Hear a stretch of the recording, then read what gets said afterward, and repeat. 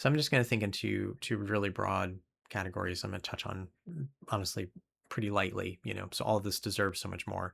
And if this is bringing up things for you that you have specific questions on, send those in. I would love to hear those. If you're on the side of you have fantasies about violating another, are there ways that you struggle to feel powerful in a healthy way in your life? Are there ways in which you've been violated, where you felt really powerless, and so you don't know how to enter into the vulnerability of sex without having to feel super powerful in such a way that you dominate? If those things are any of those things or other kind of adjacent things are the case, and you're actually watching this video, I just want to say that's amazing that you're hanging in here and watching this, because a lot of times when folks have wounding in these areas, it's so tender they're not gonna hang around and listen to someone like me, because that feels like admitting weakness, right? And that feels too sensitive, all these kinds of things. But if you do have some stuff, kind of in this domain, and you're actually you're engaging with me, I just want to say I'm really proud of you. I know I don't get the privilege of actually knowing you, but yeah, if this describes you, I'm proud of you that you're here and listening. And I'm sorry for whatever has happened to you.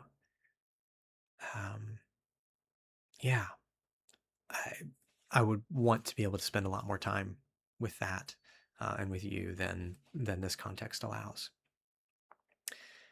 In a similar way, if you're someone you're drawn to the fantasy of being violated, I would wonder about, are you being drawn to, yeah, something that feels familiar? Are you replaying? Are you rehearsing past violations? Doesn't have to be sexual, even, right? It might be that there was a kind of degradation in your home growing up, or maybe in certain relational contexts, and now you're drawn to playing that out in a sexual way. And so again, I would say, like,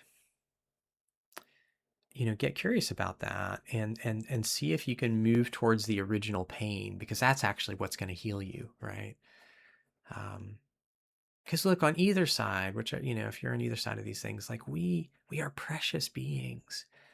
And so I think anytime that we're fantasizing about acting in a way that isn't really consistent with our being precious, our being valuable, we want to be curious about that. Don't shame yourself. That's not helpful.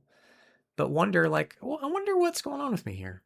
Like, I wonder what some part of me is needing to work through. What's this trying to get my attention about?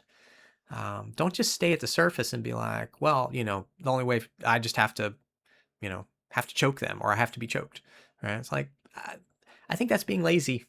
Sorry, but I think that's being lazy. I think you're not listening to your insides.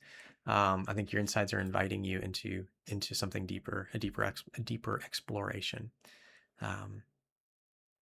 Because look, the goal of sex, in my opinion, one of the goals of it is this honest, vulnerable encounter, right? Like, sex is not meant to be a place where we hide. Like, that's why we take our clothes off. So yeah, just be mindful that you're not hiding.